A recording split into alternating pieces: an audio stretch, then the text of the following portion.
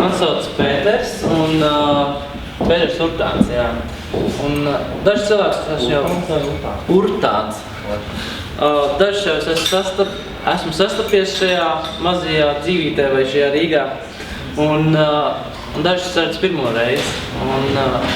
Un es tā īsumā izstāstīšu, ko no manis gaidīt un ko no manis negaidīt. Tā lai ir skaidrība, vismaz, kā saka, novilkšu tās robežas, pa kurām es tā kā staigāju. Un tā kā parasti tās lekcijas, kā jūs minējāt, ka Maima teica, ir par tādu izaugsmas kvartāls, par izaugsmu, tādām iespējām. Es tā kā vairāk padomāju par tām lietām, kas varētu būt tāds, ko es varētu tā kā jums dot un pastāstīt, ko jūs varētu izmantot tā kā priekš sevis. Un tās, praktiski, piemēram, par tādām zināšanām tās lietas, tās jūs jau varat paši iegūt. Jūs vienkārši ņemat un internets, Google, pajautājat, ja mammai googlēja, viņi jums atbildēs. Bet ir kaut kādas lietas, ko, piemēram, mums internets nevar iedot. Un varbūt es dalīšos tajā informācijā, ko es esmu tā kā pats caur sevi izjūtas un pieredzējis, un tas, ko es esmu darījis, un varbūt, ko es esmu darījis vai ko es neesmu darījis, lai es varbūt nonāku tur, kur es esmu, un tas, ko es esmu pieredzējis un sastapis. Tās, kas ir par tām runājot, par tām smadzenēm, un tā izglītība man pamatā ir, es esmu pabeidzis Rīgas Stradiņu universitāti, iestājos kā medicīnas akadēmijā, ka pabeidz jau kā Rīgas Stradiņu universitāti. Rehabilitācijas fakultāti, ergoterapijas akadēmisko skolu un praktizējos arī psihiatrijā. Un kādu laiku arī strādāju psihiatrijas jomā, strādāju. Tie nosaukumi arī mainās tajā iestādē, bet tautā visu laiku viens un tas pats nosaukums paliek, ko sauc par Tvaika ielu. Un es strādāju šīs iestādes tādā ambulatorā centrā. Ambulatoras centrs, tas nozīmē, kad cilvēki nāca uz šo centru tikai par dienu kā pavadīja šīs procedūras, izgāja, kas viņiem nepieciešams, un vakarā devās tālāk. Un tad nākamā lielā tāda man pieredze ir ar vardarbībā cietušiem bērniem, jauniešiem, un arī tā skaitā vecākiem vai mammām. Un tas ir, vai kāds dzirdējis, agrāk tam nosaukumu arī mainījušies, ir saucās Centrs pret vardarbību Darbdedz. Vai kāds dzirdējis tādu, vienkārši paceļ roku, es dzirdu, kad ir diezgan daudz, jā, pat ar divām rokām. Un šobrīd viņš saucās nodibinājums Darbdedz, bet agrāk bija arī viņiem šis stacionārs, kur uz vietas uzturējās tātad šie bērni, kas izgāja valsts apmaksātu rehabilitācijas programmu, kas cietuši no vardarbības projekts no visas Latvijas. Tu iznāk vienlaicīgi, es tajā laika posmā strādāju gan psihiatrijā, gan šo te vardarbības cietušo centrā. Un tad parasti darbojoties, kas ir tas, kas jūs tagad padomājat uzdot jautājumu, kas ir tas, kas jums liek kaut ko mainīt vai pieņem kādus lēmumus? Mums tagad nav skaļi tikai jāatbild, bet pie sevis uzdot, kas ir tas? Kā lūdzu? Ja tu droši var skaļi atbildēt, jā. Parasti vai nu situācijas spiests, vai nu tādēļ, ka kaut kas foršs būs. Pēc būtības. Viens variants kaut kas mums spiež, vai kaut kas foršs būs, vai kaut kas sagāja. Tad ir kaut kāds ārējais stimuls vai apstākļu radīts, kas mums liek rīkoties un mainīties. Tā arī ir, kad ir kaut kādi notikumi, kas mums parasti liek mainīties. Un parasti gudrs cilvēks ir tas, kas māk šos te sajūtas vai apstākļus izlasīt un izmantot savā labā. Un, kā zināms, zaudētājs ir tas, kas ar viņiem tā kā samierinās un paliek viņos. Līdz ar to manā situācijā arī tieši tāpatās dzīvē ļoti daudz dažās tās lietas notiekās, un praktiski, kad ir nonāk tādā stāvoklī, kad es varētu teikt, kad es jūtos slikti vai ka es jūtos diskomfortabli, tad viens no tiem maniem pieņēmumiem ir rīcība, nevis samierināšanās ar to. Un tas man ir ļoti daudz ko palīdzējis virzīties uz priekšu, uz turien, kur es gribu, un justies man samērā nepārtraukt komfortabli. Tagad mazliet atkāpšos pie tām smadzenēm. Tām smadzenēm tā, ka es jums nestāstīšu tur anatomijas smadzeņu vai bioķīmiskos procesus, kā viņi tur notiekās, jo tos es mācījies rekrutācijas fakultāti, bet es viņas neesmu tā īpaši pētījis tieši to anatomiju, visas tās lietas. Es vairāk esmu tagad pēdējos gadus 4 vairāk pētījis tās aspektu, ar ko es tā kā nodarbojos, kā šī smadzeņu darbība ietekmē tās mūsu ikdienas dzīves gaitas. Ar to, ko es saskāros tādu, to var tā kā lietot tādu terminu, kā postpadomju domāšana. Un tas ir tas, kāpēc man bija tik spilgti tas saskaņojums? Tāpēc, kad medicīnas akadēmijā, kas mācījos, tā programma tika izveidota sadarbībā ar Zviedriem, un ar tās programmas, ko mums mācīja, bija arī tie pasniedzēji, man vēl iznāca ar viņiem tā kā saskarties, viņi praktiski mācītos pasniedzējus, kā strādāt, mācīt līdz to tā izglītība, vai tas pats sākums bija arī no Zviedrijas, no viņa tā pieredze. Un tas pilnīgi, kā saka, viņiem nebija tā postpadomju domāšana. Un kad nonāca reālajā tajā situācijā un sāca strādāt, kā vajadzētu, pēkšņi saskaties ar šo te postpadomju domāšanu, kur ir jau vairākus gadus mantotas dažādas tradīcijas un noteikumi, kā un ko un kā tām lietām jānotiek, tas man ir tā kā konfliktē. Un tad ir praktiski tas jautājums, ko man vajadzēja uzdot. Un praktiski es domāju, jebkurš tā laika, es domāju, ka arī vēl šobrīd, kas nonāk šādā vidē, viņi uzdod šo jautājumu. Vai nu man jauties, vai man salauž, un tā kā iet tajā noteikumos, kāda tur ir, un lai es tā kā izdzīvotu tajā konkrētajā vidē. Vai man jāpieņem kaut kādu lēmumu, kas ir pilnīgi atšķirīgi no tā, kā ir pieņemts. Un tā kā man iekšēji vai dabiski ir, kad es nevaru samierināties ar lietām, kas ir tā kā pret maniem uzskatiem, vai tas, ko es mācījies un ko es saprotu par labu esam, tad es tajā laikā atļāvos pateikt konkrēti un gaiši, kad ja man kaut kādas lietas norādīja par to un to, kad man drīzāk viņam pateikt, bet uzdot jautājumus tiem cilvēkiem, kas man norāda tās lietas, vai viņi patiešām saprot tās lietas, ko viņi dara. Un kad tu saproti, ka tās no viņi nav šīs atbildes no viņiem, tad saproti, tas no vienas puses tas ir kā, no vienas puses tas dod man tā kā pārliecība, kad es esmu uz pareizā ceļa, no otras puses tam cilvēkam atkal ir milzīgs, jāpieņem tā kā lēmums, kad var sakot, ka to Pēteri gan vai mazāk sarunāties. Bet tas nebija tas galvenais iemesls, kāpēc es mainīju un skatījos tās lietas. Viens no maniem būtiskākiem iemesliem bija tas, ka man bija sadarbība ar amerikāņu psihiatru, kas veic pētījumus, un viņš strādā gan ar bērniem, un vēl interesantāk, viņš strādā ar Amerikā viņš strādā ar indiāņiem. Un tas ir, tur ir ļoti daudz nianses un tie aspekti, jo ir tā pilnīgi savādāk kultūra, kas ir indiāņi, kas dzīvo rezervātos, es piedalīšu. Un tā viņa pieredze strādājot ar šiem indiāņiem, lai saprototās viņus, un vēl pie tam kā psihiatrija, un tas, kas šiem indiāņiem ir tā kā pieņemams, kas ir tā kā dabisks, atkal viņu tā kā, ir šīs parasti jautājums starp normu un tā kā ārpus normu. Līdz to tas indiāņiem tas ir ļoti normāli, varbūt mums tas nav pieņemams. Un tad kā šīs lietas un kultūras tā kā saskārās kopā. Un es viņam biju pa asistentu, kad viņš veic šos pētījumus braukājot, un tad tajā laikā es atceros, ka viņš man kaut kādas lietas norādīja, vai praktiski no viņa mācījos ne tikai tas, kā viņš veicot pētījumu, bet arī tas, kā viņš, piemēram, pārvietojās pa ielu. Tas liekas mazliet absurdi, bet tajā laikā es patiešām domāju, amerikānis, profesors, vēl ar psihiatriju saistīts, vēl ar indiāņiem, tur nevar būt tā pilnīgi skaidrs, un man daudz lietas kaitināja viņā, tāpēc, ka viņas nebija tā kā pieņemams man. Bet no viņa ļoti daudz, ko es iemācījos, un praktiski to es sapratu tikai, varētu teikt, pēc gada. Tas bija pirmā man saprašana, kāpēc un kā viņš to rīkojās, un kāpēc viņa konkrētās rīcības, vai kāpēc viņš ejot pa ielu, pēkšņi saka, Pēter, ejam pāri otrā pusē ielai. Un liekas, kāpēc? Ejam pa šitien, mums virziens tā ir tā. Bet tā viņa tā gudrība bija, kad praktiski, ir tā sajūta, ka mēs sakam, noteikti mūsdienu sabiedrībai vairāk saprotam tas šeit un tagad sajūtas, ja?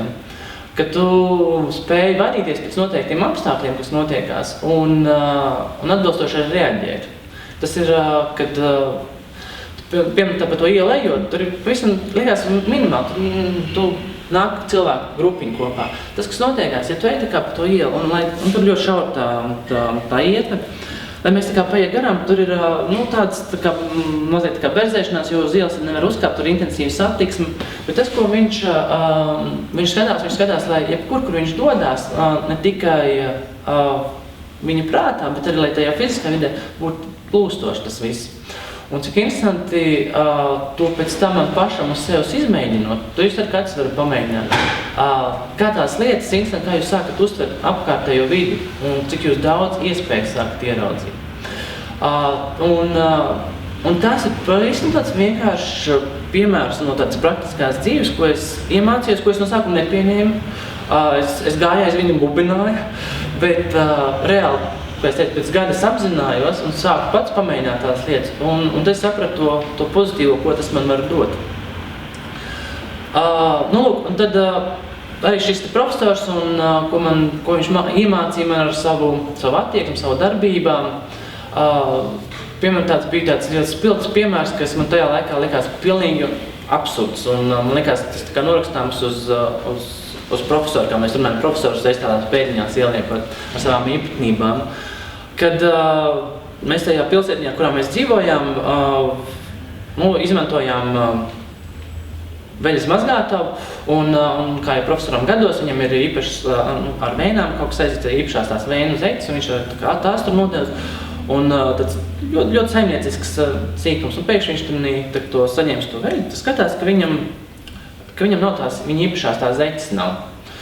Un tas profesors pie sevis tā padomā, un viņš to padomājis pie sevis, izbūrbinājis, un pēc tam, protams, viņš nāk komunicēt ar mani, kad tās dārgās zeitas viņam ir tā kā pazudušas no tās kopējās pakas.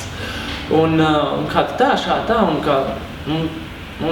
kā tu pierādīsi, un iet tur sūdzēties, un iet kā tur runāties, un tā viņš tur pusdienu par to padomājis, bija, vai no rīta, mēs bijām mēģinājuši, bet pēc reāli viņš atrada tās zeitas, viņš atrada tur patās viņam, tur bija vienkārši viņš kaut kur dziļāk ielikts. Bet tas, kas tā viņa rīcība, kas man tajā momentā likās pilnīgi absurda, tā viņa rīcība bija sekojuši, vai tā doma gaita varētu būt tāda. Viņš ir padomājis nepamatoti, negatīvi par šiem cilvēkiem, kas strādā šajā veļas mazgātavā. Un viņš šo lietu grib labot, un tas, ko viņš dara, viņš nopērk meduspodu, nopērk puķis un aizsūt šo veļas mazgātavu. Bez nekādiem komentāriem, vienkārši jums. Un tā ir tāda viena tāda spilgta lieta, kas arī man kas man ļoti daudz ko iemācīja. Un man ļauj saprast visas tās pārējās lietas, kāpēc un kā viņš rīkojās. Un tas palīdz diezgan daudz ko saprast, un tas palīdz nonākt līdz kādām atbildēm, ko, ja mēs sakam, mūsu prāts nevar, kad mūsu dators nespēja izsniegt, vai mēs uzdodam mammai Googlē, ja mēs nonākam kādā strupceļā, bet ja mēs uzdodam pareizo jautājumu, mēs varam atvērt jaunas durvis. Visāk tā es jums pateikšu, ka ir milzīgs grēks, tas kā no Bībeles arī, kad ir milzīgs grēks, ka mēs paziņojam, ka mēs zinām, kas ir labs un kas ir ļauns.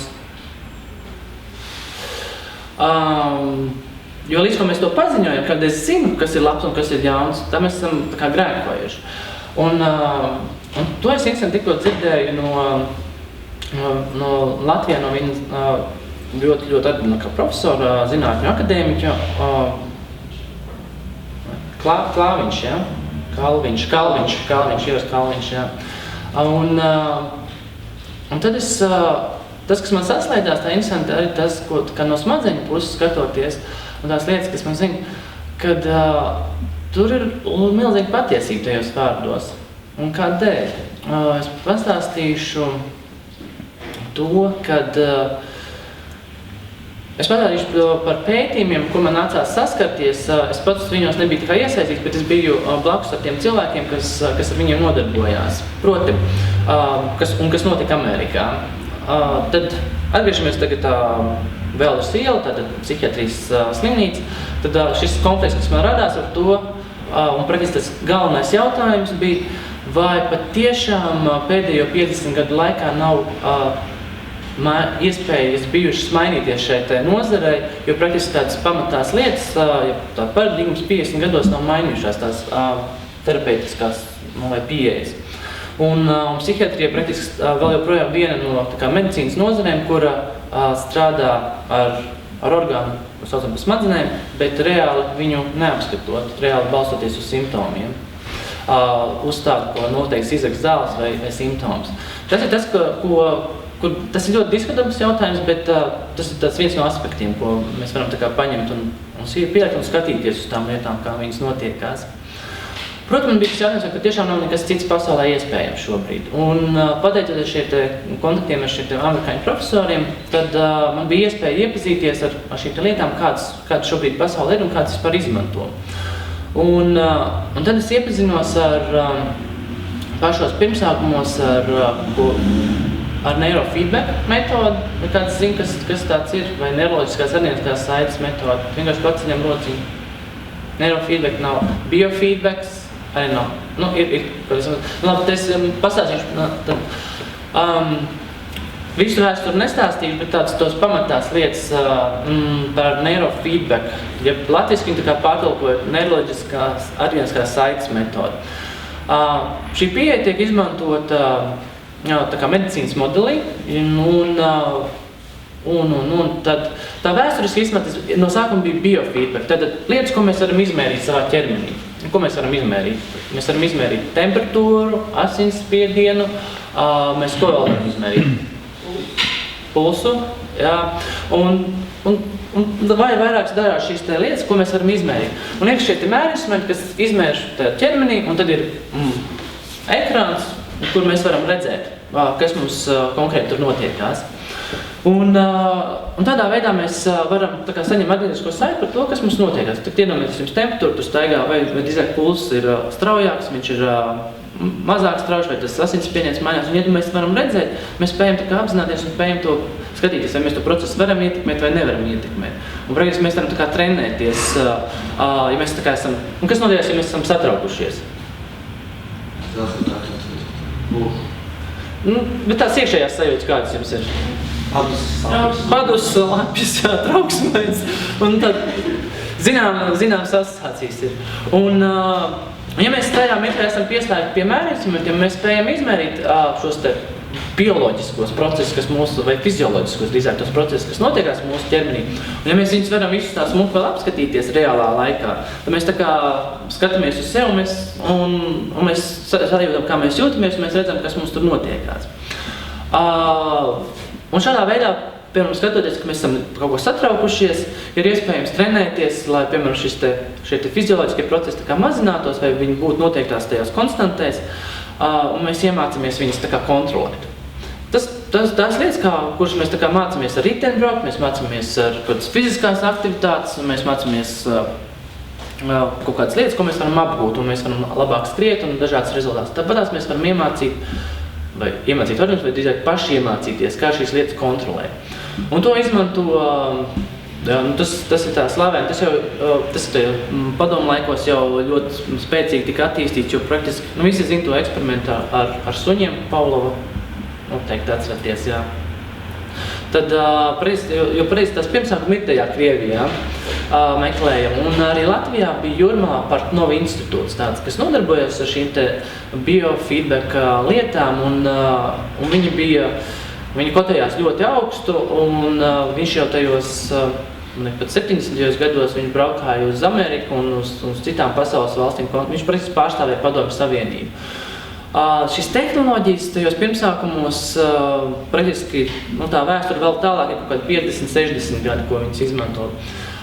Burtiski viņas attīstās nenormāli ātri pēdējā 10 gadē, un tas, kas ir nākamais, ir pēc šī biofeedback, ir neirofeedback, ka mēs spējam šos savu smadzeņu viļņu aktivitāti uztvert, nolasīt un skatīties un atbilstoši novērot, kas mums notiekās. Piemēram, esat dzirdējuši, ka ir tādi smadzeņu viļņiem, ir tādi beta, alfa, zeta, gamma un dažādi šie viļņi. Un tāpatās arī šos viļņus var izmērīt un var skatīties, kā konkrētā smadzeņu zonā, kāda tā aktivitāte ir viņiem šiem praktiski šī elektromagnetiskai aktivitātei mūsu galvā. Un kā viņus mēra? Filmās noteikti redzēt, tur uzliek kaut kādas milzīgas cepures un tur vēl saliek vadības klāt. Un varbūt kāds arī no jums ir bijis ar slimnīcās, kur šos lietas mēr, tas ir elektroencefalogramma. Kādam ir tā, kas zina, kas ir elektroencefalogramma, vienkārši paceļiem roku? Dažs ļoti labi zina. Reiz slimnīcās arī mūsdienās, ja mēs visbiežāk iet, ja mums ir kaut kāds aizdoms par epilepsijām, ko mēs runājam, tad liek pārbaudīties, vai ir nav kādas ārpus normas, kādas aktivitātes. Bet tas ir mērījums. Tāpēc, kā mēs varam izmērīt savu temperatūru un uzzināt, kāda mums ir, tāpēc mēs varam izmērīt šo smadzeņu viļņu aktivitāti un uzzināt, kāda viņa mums ir. Tad šajās pēdējā 50 gadē ir šie mērījumi veikti, un viņi ir analizēti, un viņi ir apkopoti. Un tas, kas ir tāds milzīgs datu bāzes, kur ir noteikts, kāda ir normāla smadzeņu viļņu aktivitāte. Cilvēkam, kas dzīvo pat konkrētā reģionā, piemēram, Baltijas reģionā ir viena aktivitāte noteiktā vecuma, piemēram, sievietei, kāda viņam vajadzētu būt. Un tad, ja cilvēks atnāk uz šādu procedūru, tad viņiem tiek veikt šie smadzeņu viļņu mērījumi, tad tiek izmērīt viņi, tad pēc tam uzreiz vēl neķerās klāt, tad notiek šo datu apstrādi, tur ir parasti medicīnas personāls, ar medicīnas izglītību, kas tos lietas saprot un mācījies. Tad viņš sastāda programmu vai to pieeju kādā veidā, un tad viņš māca, un tā kā atkal viņš nāk, atkal tiek pielikt jau pie konkrētām smadzeņu zonām, šie smadzeņu viļņu aktivitāti tiek mērīt, un tad, piemēram, ja mēs ienamies pieri, tad pieņem, ka pierē mums ir noteiktiem viļņiem jābūt noteiktā līmenī. Bet tas, kas ir, ja piemēram šī viļņu aktivitāte ir pa augstu, tad ko viņam mācīja? Viņam mācīja, kad mēs nolasām no pieres šo smadzeņu viļņu aktivitāti, un mēs esam redzam uz ekrānu, un mēs redzam katrā mirklī, kad mums šī noteiktā smadzeņu viļņu aktivitāte krīt uz leju, tad mēs saņemam kādu atgriezisko veidu, tas ir kāds skaņas signāls, tādu atalgojumu. Ja?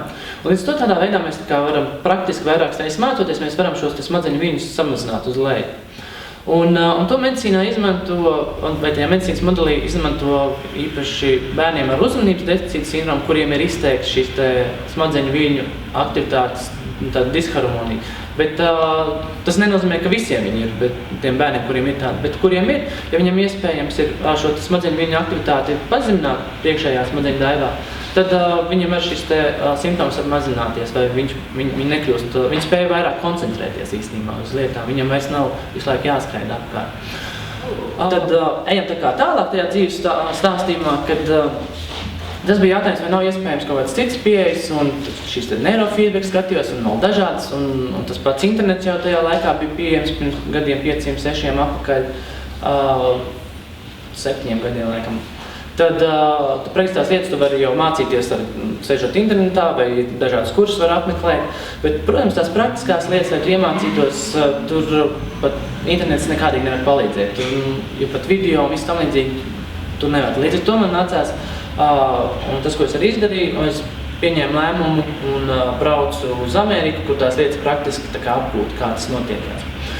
Un tas, kas interesantais, kāds arī, ko es no savas dzīves var pateikt par to lietu, kā tā sekot tā iekšējai sajūtai, tad arī šajā gadījumā, piemēram, ar šo Ameriku, un reiz, ka es uzzināju par tām iespējām, kad notiek šāds iespējas un iespējas tās mācīties, protams, viņas jau nenotiek bez maksas, un, protams, aizlidot tajā laikā, pirms gadiem 7 uz Ameriku, tas arī nenotiek bez maksas, un tas maksāja ļoti daudz naudas, un īpaši, ja tev viņas nav tā ikdienā kabatās, un tev nav super-duper bagāti vecāki vai kāds Amerikas onkols, kas to varētu samaksāt. Man ir Amerikas stādi, bet viņi nevarēja to visu samaksāt.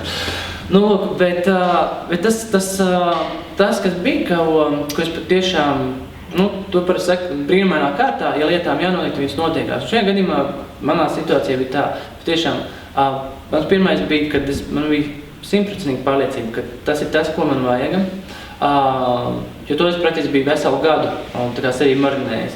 Un es reāli sazvanījos, es pieteicos un pateicu, ka es pēc 2 nedēļām būšu.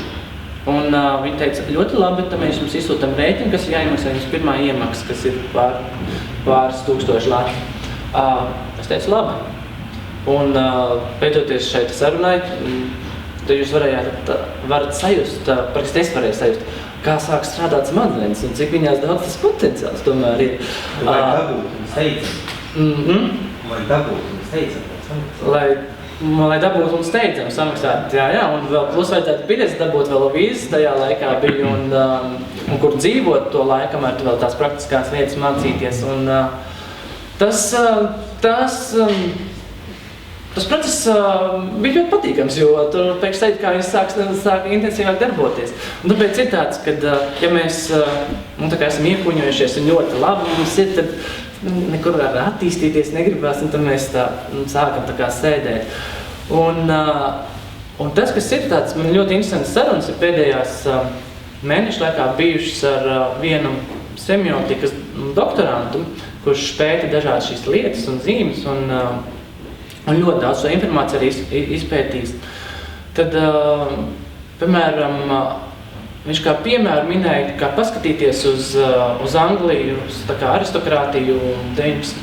gadsimta sākums, 18. gadsimta beigas, ja, kad ir šie te noteiktās slānis cilvēku, kuri praktiski no šīm kolonijām, kas viņiem ienes šos te milzīgos līdzekļus, viņš ienes milzīgus līdzekļus. Viņš tur bija noteikti slānis, kur no rīta cēlās, un viņiem nebija nekas jādara, jo viņiem bija kalpotāji, viss tam līdzīgi. Bet, ko viņi nodarbojās, tad bija kaut kāds, viņi atrada tur kriketu spēlēt, vai tur zirgu skriešanas sacensības, vai tur medības, viņi meklē tēju, ir dažādi šīs lietas, kas var kādā laika posmā iet cauri, bet tas, kas ir tāds pēc semiotikas, kur viņš tā kā nonācis, kas ir viens no bīstamākajiem faktoriem, un tā ir tā saucamā sociuma nāve. Ka tu praktiski, tu neesi tajā sociālajā vairs, tev nav tā piederība, tev nav tā izjūta, ka tu kaut kam esi tā kā vērtīgs vai kaut ko tu darbojies. Jo tev praktiski var būt viss, bet ja tu nejūti, ka kaut vai vienam, kam tu esi kaut ko palīdzēt, tam līdzīgi, praktiski, kas notiekās, tas, varētu teikt, tas ķermenis ieslēdz tādu tā kā programmas iznīcināšanos pamazām. Un te ir interesants, man bija vēl arī visi zina Pēteri Kļavu un interesanti saruna ar viņu bija pagājušo nedēļu. Tad tieši pagājušo nedēļu viņš veic šos pētījumus un jautāt cilvēkiem par šīm te klīniskās nāves un tām pieredzēm, kas cilvēki tā apzinās un tās lietas, kas un tāds interesants gadījums viņam bija pirms pāris nedēļām, kad vecmāmiņa gados iestājās šī nāve. Un praktiski monitori, protams, otrādi, visu izvēlējas otrādās, cilvēks ir aizgājis, bet pēkšņi cilvēks atgriežās. Un tad viņi, protams, meklē tos fizioloģiskos izskaidrojumus, kāpēc un kas, bet pēc tam šajās te intervijām, ko viņi tā kā uzzina, ir pavisam vienkārši izņem tāda sīka maza lieta. Tā sieviete, viņi atcerās, kas bija tas iemesls vai kas notikās.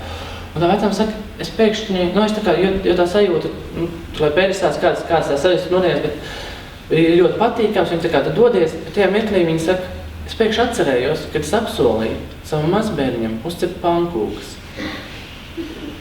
Un momentā viņi bija atpakaļ.